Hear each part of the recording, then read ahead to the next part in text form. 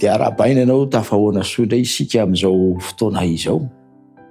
Andeha isika hitsotrambavaka ny namantsika mirindra izay maniry mba hidiran'Andriamanitra trehitra amin'ireo tetikasa izay karakarainy, mba ho matotra izy ireny ary mba ho lavorary araka ny sitrapon'Andriamanitra.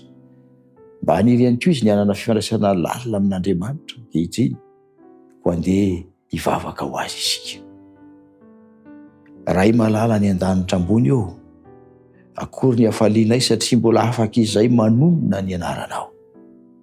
Misaotra noho ny fitahinao ny olonao rehetra, indrindra ny namana mirindra, izay maniry manokana ny tsinjovanao azy sy ny tarihanao azy eo amin'ireo tetikasa mba izay rehetra azo tanterahana sy mendrika ny mezam-boninahitra anao no ho ataony sy tanterahany.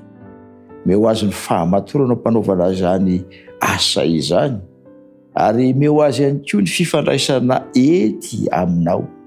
Ianao ilay Andriamanitra tompony zavatra rehetra, no iriny indrindra ho namany sy ho sakaizany. Meteza tompo hahatanteraka izany fananina izany ianao.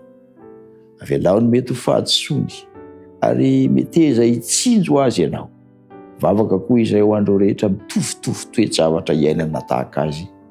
Ianao no hamahaolana azy ireny. Ny vavaka ty angatahiko sy tononoko, no ny amin'ny anaran'i Jesosy irery ihany. Amen.